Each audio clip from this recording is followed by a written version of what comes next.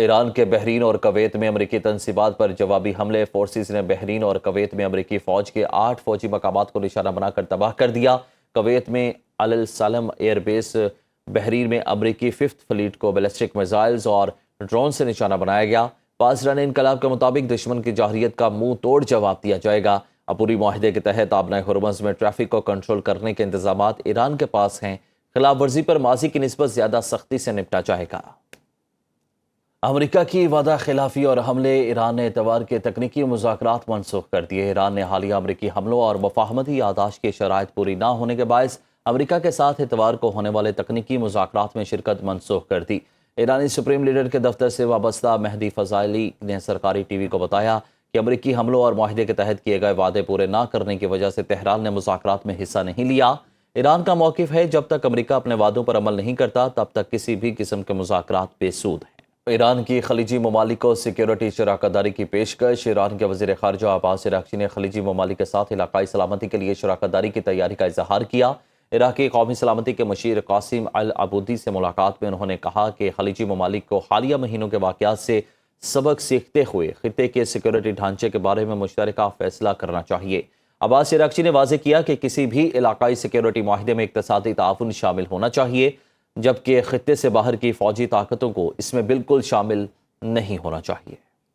آبنائے ہرمز پر مکمل کنٹرول صرف ایران کا ہے۔ ایرانی وزیر خارجہ عباس عراقچی کی بغداد میں عراقی ہم منصب فواد حسین کے ساتھ مشترکہ نیوز کانفرنس۔ عباس عراقچی نے کہا کہ امریکی حملے آبنائے ہرمز کی مکمل بحالی میں رکاوٹ ہیں۔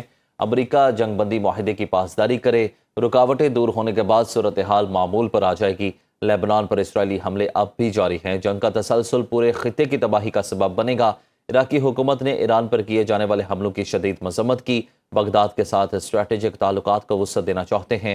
عراقی وزیر خارجہ نے کہا کہ تہران سے تعلقات کی بنیاد پر اسٹریٹجک تعاون جاری ہے۔